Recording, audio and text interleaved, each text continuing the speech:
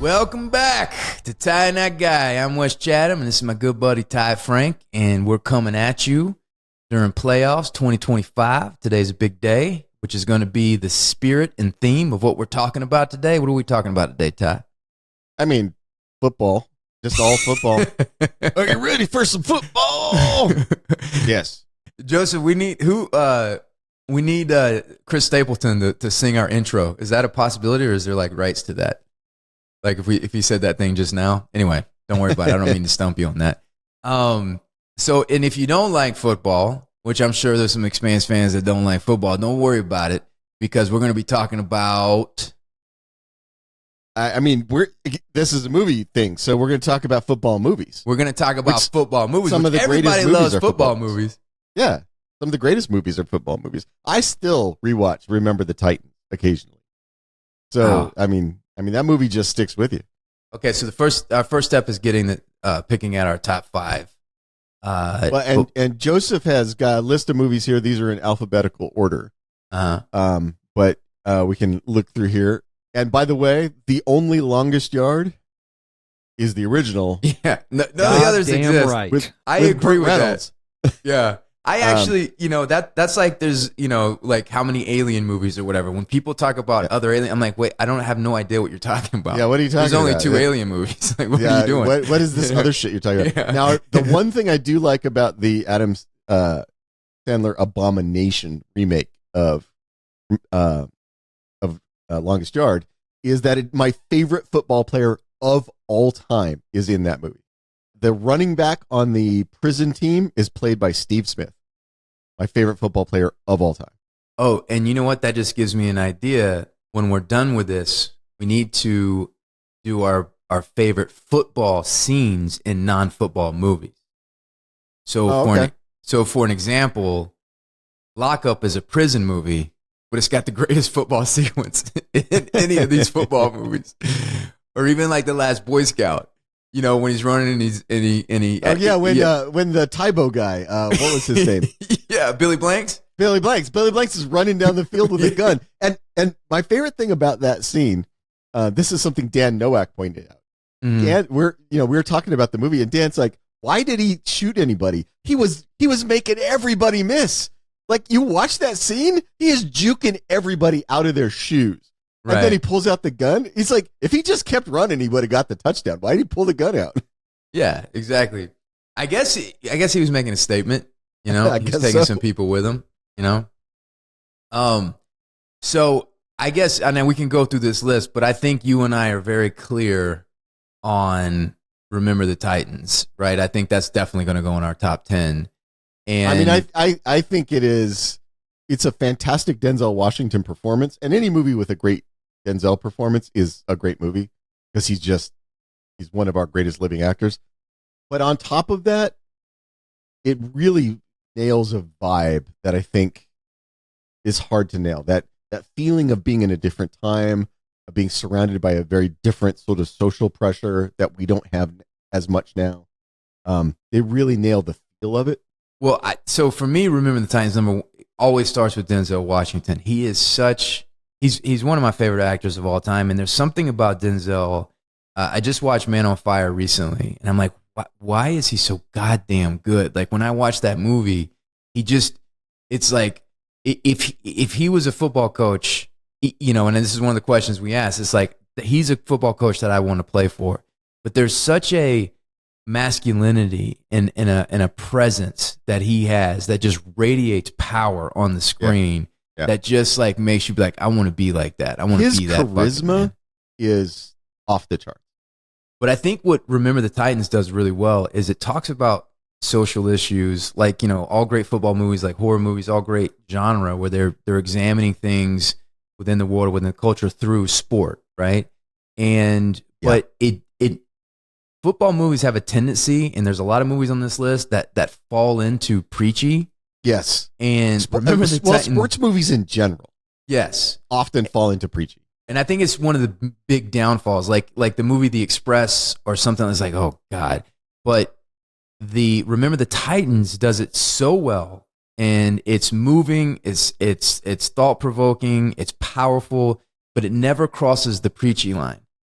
And I mean, I think for me, it's that the individual character stories are strong enough that they never feel like props for a moral lesson. Right. Like they make you care about those guys as right. And I would say my some of my favorite moments in that's the thing, and it's not just one performance. It's not just Denzel Washington, even though he's great. The other guy who plays his assistant coach has some fantastic moments in that movie. Yes. Patton? Will Patton. Yeah. Has some fantastic moments in that movie and is just as important in the movie. And so it's not just one person being a moral lesson for us all. It's a bunch of different people. I mean, his scene when the referees are trying to rob them of the game by calling a bunch of fake penalties, and he goes out and he threatens them. Yeah. I'll see every one of you put in jail if you don't call this game fair. Yeah. Then he goes back, and when they agree to call the game fair, and then he goes back because he's the defensive coordinator, goes back to his defense. He goes, we're going to blitz all night. If one of those guys crosses the line of scrimmage, I'll bench every one of you, and then just unleashes his defense on the other team. And he goes over to Denzel and goes, leave no doubt. And it's just destroying the other team for 30 minutes. What I think really draws me to football movies is the same thing like war movies. It's the war and the game is what drives you to reach as deep as you possibly can to overcome this brutal, visceral obstacle. And it's such a way to explore. It's such a great way to explore humanity and through these things. Well, they're also movies about friendship and brotherhood. Because war movies, you're fighting for the guys next to you in the trench, right? And that's what creates that camaraderie. Football movies are the same. The 11 guys that are on the field with you when the ball gets snapped, those are your brothers. Those are your fighting guys, right? To win. And so it creates that same. I mean, the one of the best things about Remember the Titans is the friendship that grows between the two defensive players. Yeah, the guy who's the defensive end, and then Wood, whatever his last name is going to drive me nuts, who's playing the linebacker, Julius, who start out hating each other. And then by the end of the movie, they're like best friends. And every time that happens, if you're a dude, you're just tearing up. Yeah. Because seeing those guys be best friends is amazing. And that's my favorite thing about North Dallas 40 is the brotherhood of the team. I remember when I was watching North Dallas 40 for the first time, and you remember the sequence where Nick Nolte wakes up and he's walking and he's fucking hurting and he's flashing back to the game the night before and the highlights, and when he's at each hit and when he relieves each hit, he's fucking grabs that part of his body and he's in his underwear, and then he gets in the bathtub and he's smoking a joint and he's remembering all these things, and then his boys come in with shotguns and they bust in the door and the guy's like, "Wah!" And he shoots a hole in the ceiling and the stuff comes down and it's like, you motherfucker, and everything. I'm like, you just shot a gun in your fucking house. These guys are crazy. And the whole dynamic of them hanging out in North Dallas 40 is very much like the Deer Hunter, the first act of Deer Hunter, where they're all hanging out in Pittsburgh and they're drinking and they're fucking wild and crazy. And I love that. And that's a good brotherhood camaraderie movie. And it's got an amazing Nick Nolte performance. He's awesome in it. And it is one of the movies that stars my mother's favorite singer from the 80s. Mac Davis plays the quarterback, baby. Oh, that's right. Does play the quarterback. Mac Davis, right. Yep. There was Mac Davis playing in our house all the time. Some bitch been hanging on my neck all game. You need to stop him. I don't care if you break his fucking leg. Yeah. Yep. Yeah. So good. We got the top. We got the two. Now I'm gonna go through a few of these. You can decide where you want top 5 or not, but there's a few of them that. Well, we're doing top 10, so we can be more. So, we'll do the top 5. Obviously, Brian's song is the movie that is designed to make grown men cry. Yes, and it fucking worked. So the thing about Brian's song is because it was a TV movie originally. Yeah. So the editing and the score, I think, subverts how great that movie really is because they target the melodramatic. Yep. But the performance of James Caan and Billy D. Williams is so good and so authentic and so real that you watch that movie and you get fooled a little bit by the score and you're like, oh, this is a TV. And by the end of it, that speech at the end, Yeah. it gets me every time. If you put that on YouTube right now and I watch it, it gets me every time. Gale Sayers, Billy D. Williams gets this award for courage.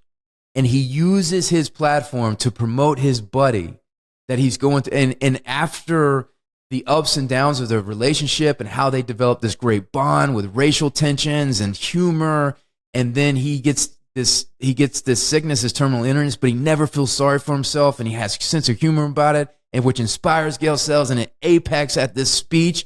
It breaks me down every time. Yep.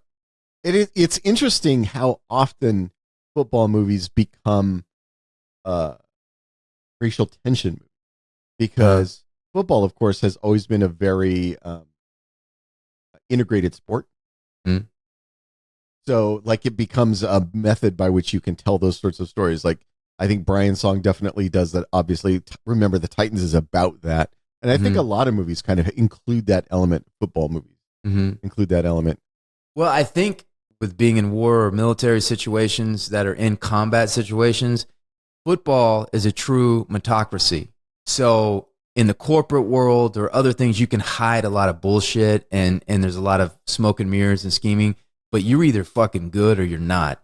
And so when your number one goal is to win football games, you look beyond color, you look beyond race, and you're like, we need the best guy in these positions. And so that's when things start opening up, because the will to win is stronger than your hate or your prejudices against those things. And if you're in the trenches with somebody, if you're in a foxhole with somebody, it's very hard to hate.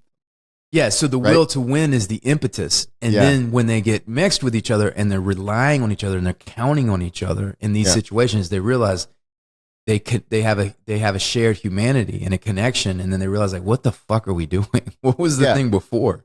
Yeah, you know? I mean that there's the scene in Remember the Titans, which is one of my favorite scenes in the movie, where there's this moment where the defense is in practice is being super dominant, right? And the big lineman, I forget the actor's name, but he was in Sons of Anarchy. He's been in a ton of stuff. But anyway, the big lineman realizes that with him on the line and Julius, the Wood Harris character, on as a linebacker, they're going to dominate. And he just starts doing that chant, like strong side, left side, strong side, left side, yeah. And they do start, and it's that moment of, hey, if we work together, we're gonna murder everybody who gets on the field with us, right? And so it is the thing that breaks through the tension, is that moment of, oh, if I just learn to like this guy, we are going to be unstoppable, right? And it just breaks that remaining tension that they've got. So I think your point is I think very astute, that is what allows you to break through. Is like, oh wait, if I just get over my own shit, we can be great. Right. And then while you're being great, you form a bond, and that bond then makes you re-examine the way you looked at race and hate and prejudice. Were you there? Yep. Now I'm going to skip. I don't know if you agree with me or disagree with me. I wasn't a big Any Given Sunday guy. No, I wasn't either. I think it had an interesting Al Pacino performance, but there's in between where he's being interesting, he is chewing the fucking scenery. Oh my God. People talk about how moving that speech is of inches and games of inches. It did not hit me that way. Yeah. I saw an actor giving a monologue. Yeah. I did not. And I love Al Pacino, and he's one of my favorites. But that movie, there was a detachment to it, and maybe it's his disinterest in football. I don't know, but there's just something there that just didn't connect with me. And then also, like, the material and dangerous side of football, it's not like Brian. Like I think I like more the hope and the. When the motivation for the games are for the right reasons, like some of the flashy like the program, but I think the program's a fun movie. And when I was in high school, when that movie came out, like it was a cool, like, football movie to watch, but it never connected. It didn't emotionally move me. It didn't resonate with me. It didn't stick with me. But in the essence of time, if I would go down, and I really enjoyed Heaven Can Wait. What did you think about Friday Night Lights?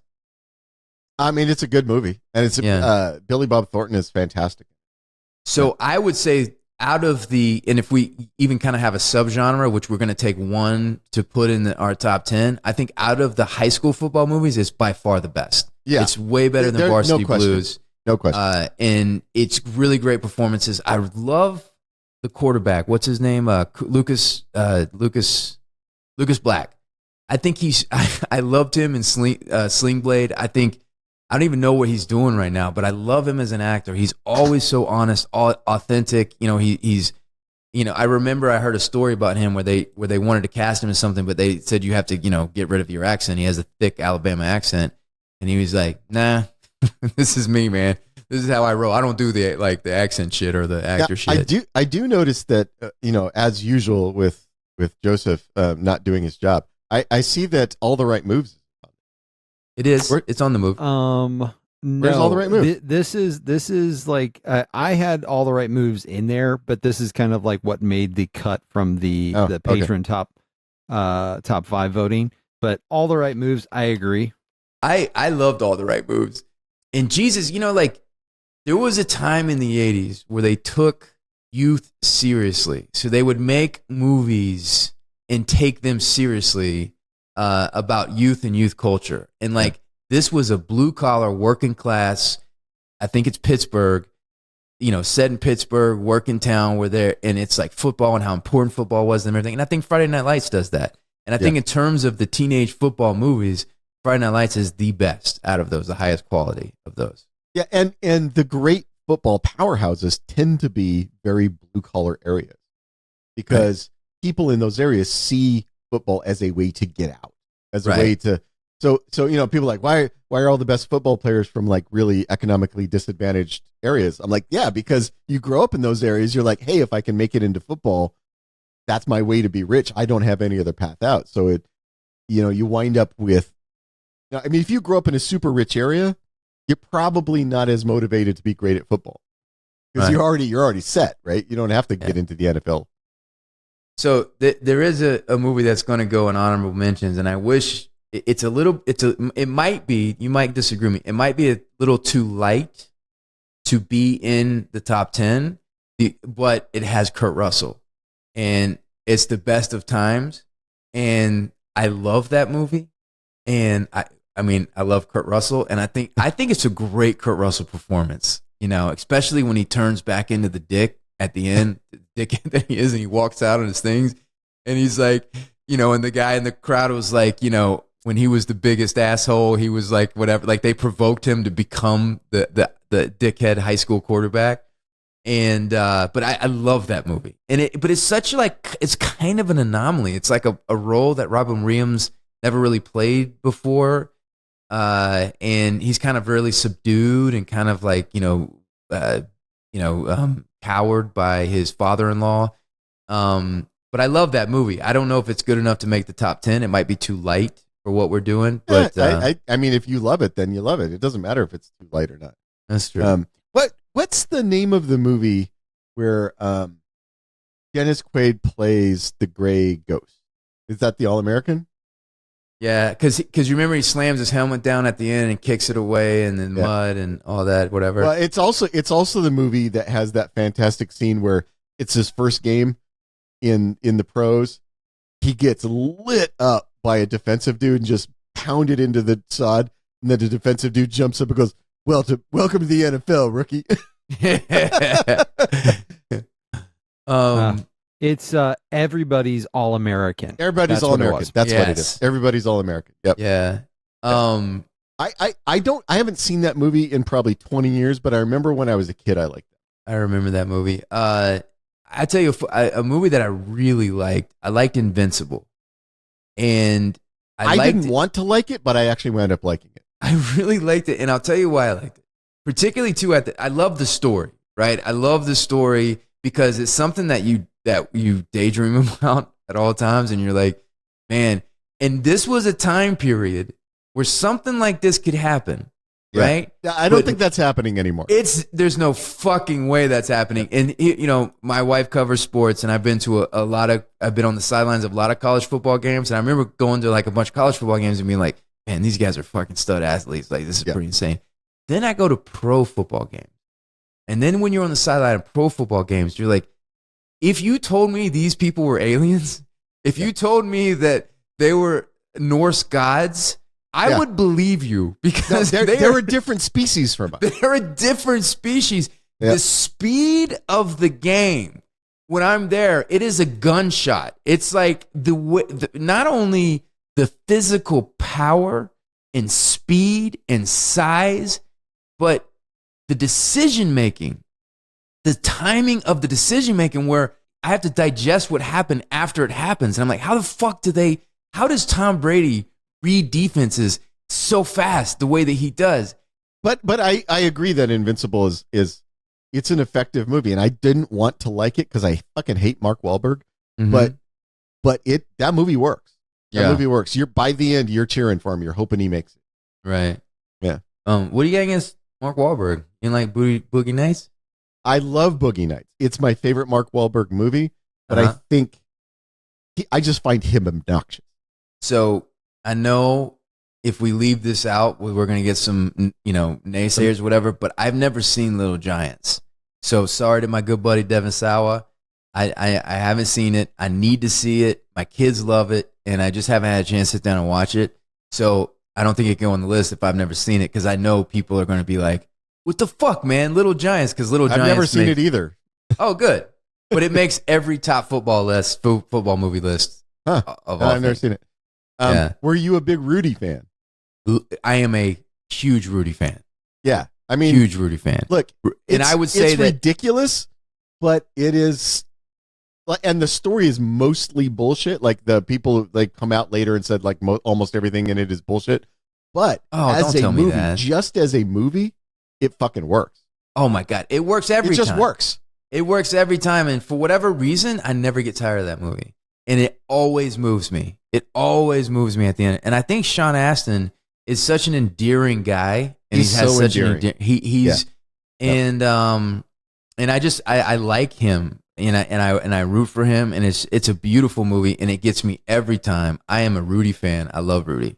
Yeah, and it doesn't matter how ridiculous the premise is. By the end, you've bought in. You bought the whole thing. You're in with him when he's out there on the field at the end. You're like cheering, and I mean, the movie is pulling your emotional strings the whole way, but it's doing it incredibly well. Yeah, it's a well-made movie. It's a well-made movie with some really great performance. Sean Astin, of course, is great, but coach is great. The other players on the team are great. A very early Vince Vaughn. Vince Vaughn plays Vince Vaughn, the quarterback, and Jon Favreau, which is a highlight in the movie. Yep. Love Jon Favreau in that. Yeah. Do we have 10? Do we have 10 now? We have 8, not including Everybody's All-American. Okay. So that one go in, or no, not Everybody's All-American. Yeah. And some of these is a little bit unfair because, I love The Replacements, but it's a different type of. It's like a comedy football movie, which I think some of those could go in. Now, I didn't even think about Jerry. Would you consider Jerry Maguire a football movie? Not really. I mean, it does. I mean, Cuba Gooding Jr. is playing a football guy, right? Yeah. Because I love Jerry Maguire. It could be any sport that's in there. Yeah, he could be a baseball player. This is Kush. Well, all of these movies could be, you could, are interchangeable. I really wanted to love Leatherheads, and I didn't. I didn't love Leatherheads. Now, look, Johnny B. Good's going to be a nostalgia honorable mention because I really love that movie. It's not a good movie. It's not a good movie. It's not a good movie. I love it, but let's go through. I liked Necessary Roughness when it came out. I have a feeling it would not hold up to a rewatch. It definitely does not. But it is a guilty pleasure. Now for me, the best of the remaining ones is The Program. And I know you're saying some negative things about it earlier, but I really like The Program. I think The Program's a good movie. James Caan is great in it. I like I think The Program's fun. I think but the flashiness, like a flashy sports movie, which I think Any Given Sunday is, it just doesn't speak to me as much as the other ones. And I guess I can be more specific in that. And I will when we start to get to the question. The actor who's playing the main character, the quarterback, the guy with the drinking problem in the program. Oh yeah, Craig Sheffer. Sheffer. Yeah, I don't love him as a star. I don't love him as like he was that best. Nightbreed. I love Nightbreed, so don't talk to me about Nightbreed. I love Nightbreed. I'm saying he peaked at it. Yeah. That was the highlight. That was his highlight. Whatever happened to Craig Sheffer? Because A River Runs Through It was a big hit, and he was like starring in it with Brad Pitt, Yeah. And then he had the program. I wonder what happened to him.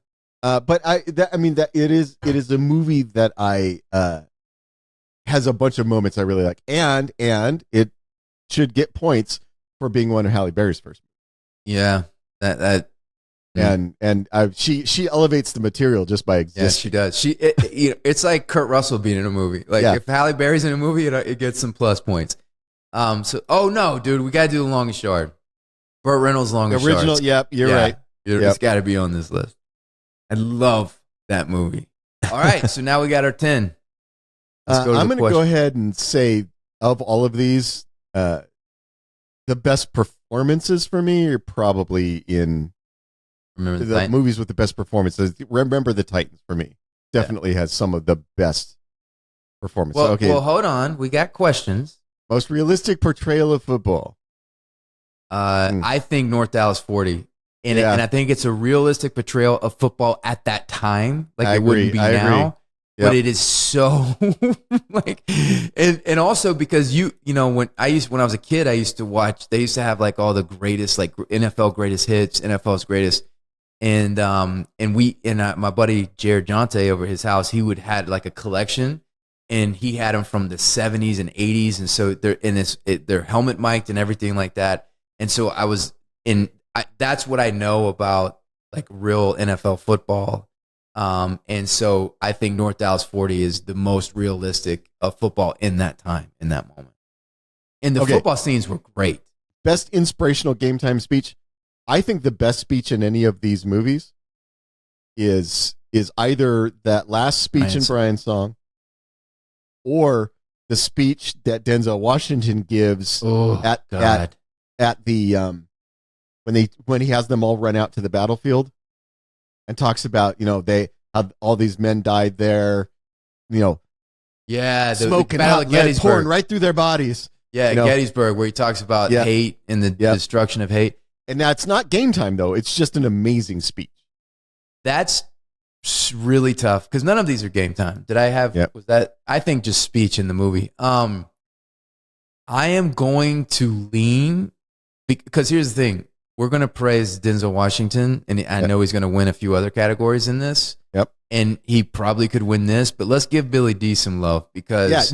that's why I said it's one of those two. It has to be one of those two because that speech at the end of Brian's Song is incredible. Fuck, man. Dude, it gets me. There is something about true humility, and maybe it's because I don't have any of it. God, I hope not. But there's something about true humility when you see it that just, when somebody's being just really open and authentic and there's true humility in it, that just moves me. Yeah. And maybe that's me saying you need to get some humility, dude. I'm kidding. I'm plenty humble, right, Ty? You have often told me you're the most humble person who's ever lived. I think that's my favorite quality is my humility. Yeah, you will tell anybody who'll listen about your astonishing humility. Astonishing. We got any other categories? Because there's more categories than there are movies. So, okay, most memorable characters. I would vote North Dallas 40 because I will say, like, it reminds me of The Deer Hunter, and in some ways it's a hangout movie, and it's like these football guys hanging out with each other. Yeah. Also, too, which this is not really related to that. I just want to give a shout out to Nick Nolte because Nick Nolte's like running of routes and catching of the football is not bad for an actor. Like he's actually pretty believable in that place. Which that's not what this category is, but I would say Friday Night Lights is also some great. I would say North Dallas 40. Those guys make me laugh. All right. Well, let's move through this. Okay. I would say Brian's Song. For most emotional? Yeah. Brian's Song is designed to be the movie that makes grown men cry. and it fucking works. Yep. I would say Rudy, best underdog story. Yeah, I mean Rudy is the classic underdog story. Story of all time.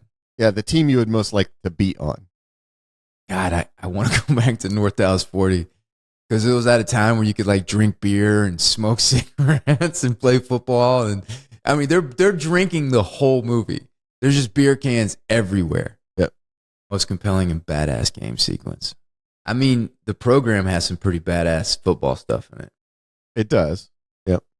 Man, I keep going back to North Dallas 40 because I love the sequence where your mom's boyfriend, Mac Davis, is like, I'm not losing this fucking football game. You break that guy's leg if you fucking have to on that last drive. Yep. And then they end up breaking that guy's leg. And then Nick Nolte has those 2 passes and catches the touchdown at the end. Like that's a great sequence. What do you think? I mean, it seems like North Dallas 40 is the one that's going to get all your votes. I know, and I didn't expect it. That's what's so great about these questions. Yeah. Yeah. But you know what? I would probably give that to the program. Especially like when the guy's running and he's calling out, he's reading the defense and he's calling out the people for the blocks, which is not very authentic, it seems, but it's really cool. So worst representation of the sport. Well, the worst representation of the sport is one that didn't make our list. It's Any Given Sunday. Yeah. Yeah, I agree with that. Because pretty much all the football in Any Given Sunday is bullshit. It's so bullshit. It's so stylized that I can't really connect to it. Now, part of what makes Any Given Sunday not work is it's so over the top, but it's also a period of time when Tony Scott was giving into all of his worst impulses as a filmmaker. Uh-huh. The films that he made it's Oliver Stone. Oh, that was right. Yeah. Was it directed by Oliver Stone? It's directed by Oliver Stone. Oh, see, I always think it's directed by Tony Scott. You're right. It is Oliver. Yeah. He's playing with that Tony Scott editing though. That's right. That's the thing that's why I always think it's Tony Scott because it feels like a Tony Scott. Oh God. Yeah. Like you watch Man on Fire. Man on Fire is a better movie. It's the goddamn editing. Like the editing drives me nuts. Drives me nuts. All right. So what do we got here? Social commentary. Obviously, Remember the Titans. Remember the Titans is the best head coach. Denzel Washington. Yeah. Best head coach is Denzel Washington. Runner up is Billy Bob Thornton. Yeah. Movie you revisited the most, which yours is Remember the Titans. So I've seen Remember the Titans probably like 20 times. Yeah.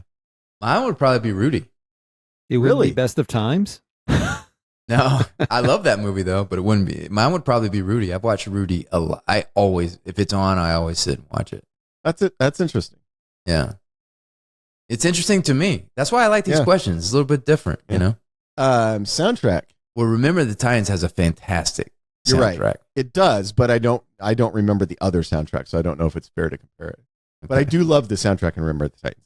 So I think it's clear. Remember the Titans is probably number 1. I would say North Dallas 40 is number 2. I based on the scoring here, I think you think North Dallas 40 is number 1.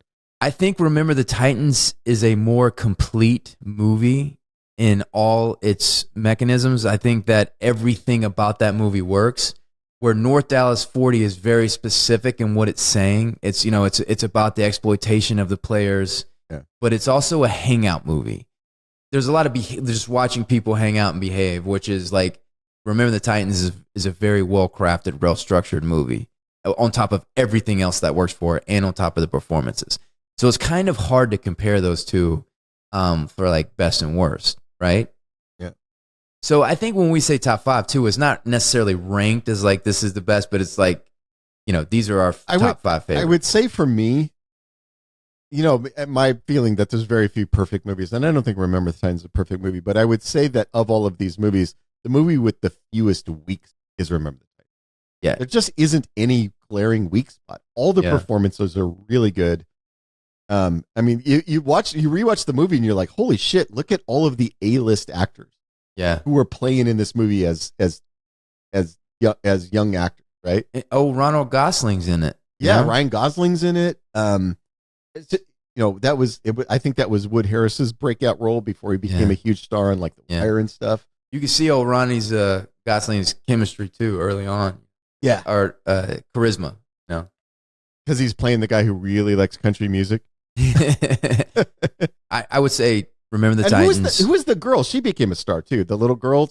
Was that Hayden Panettiere or whatever her name is? Oh, it was. Yeah. Yeah. Because, I mean, she's great in the movie. And then I was like, oh, yeah, she went on to become a big star, too. So it's like the casting is amazing in that movie. Okay, so we know Remembering the Titans. We know North Dallas 40. Let me look at the list again. Okay. So do we have a top 5 here? We have 4 movies up there now. Remember the Titans, North Dallas 40, Rudy, and Brian's Song. Oh, well, I don't remember going through, but I would put those up there. So what is the... I mean, I think The Longest Yard. No question. Yeah, I was going to say you could make an argument for The Longest Yard. I think you could also make an argument for Friday Night Lights. But I agree about The Longest Yard. That's tough. The Longest Yard is it's funny, which a lot of these movies are not. Yeah. It's funny. Burt Reynolds is great in it. And it's such a weird movie because it is funny, but it's at the same time, like it's never playing for humor. It's never like, there's no wackiness. Right. The only wacky thing in it is the big dude who breaks people's necks, which is a weird thing to say. It is tough to leave Friday Night Lights out of that, but I don't know what I would replace it with. And the thing is like you could maybe make an argument against Brian's Song. No, Brian's Song is just too. No, I think that's it. I think we're good. What do you think? Think we're leaving out Friday Night Lights? I think either Longest Yard or Friday Night Lights could be the thing. So I think Longest Yard is perfectly fine. And I've watched Longest Yard more times than I've watched Friday Night. Yeah. Yeah. And when you think about football movies, like what just pops up in your head is The Longest Yard. Yeah. I would say that's the biggest thing is the rewatch factor is because I saw Friday Night Lights. It was a good movie. It's nothing that I want to rewatch. Yeah, I don't want to watch it over and over again. I have no interest in rewatching it. But The Longest Yard, all of these movies, that's a big part of it. But there's no question. Yeah, Friday Night Lights was a really good movie. I just prefer the TV show. Yeah. And I'm sure people watching this would be like, man, why don't you do, you could do the subgenres of the football movies. You could do, and then is this a list about the best made movie or is this the list that you just have much fun watching? And I think really the top 5 is just movies that we like the best. Yeah, it's always just the movies we like the best. It's just movies that we like the best. All right, so Joseph wants to show us which means that this is the right movies to pick. Yeah, I mean, because our opinions are always objectively right. That's why we won the podcast Oscar. Yeah. We won the Oscar award for greatest podcast. We won the podcast Oscar for being the greatest podcast of all time, retroactively and futureactively. But we also won an award for being the least watched podcast of all time. Well, because brilliance is never appreciated in it. We're a diamond in the rough. Well, let's see what the patrons have. Wow, they were close. Well, they got like 60%. But the thing that shocks me, because they always get 60%. The thing that shocks me is that anybody put The Waterboy on this list. Yeah. All right, there you have it. There's the top 5 greatest football movies that Ty and I like. And that's all the criteria that matters. What did you say, Ty? Our opinions are objective fact? Yeah, our opinions are objectively correct. Yeah. So, it's great that the patrons know 60% of us, and then the other percentage is a mystery. It's an enigma wrapped up in 60%. Thank you guys for hanging out. This was a great time. We really had fun, and I'm so happy to be back in action. I'm so happy to be back with my buddy Ty. I know he misses me a lot. I miss him, and I miss you guys.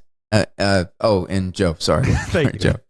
And we miss you guys and we miss hanging out. So please like, subscribe, do all the things, ring the bell, and we'll talk to you soon. Say goodbye, Ty. Goodbye, Ty.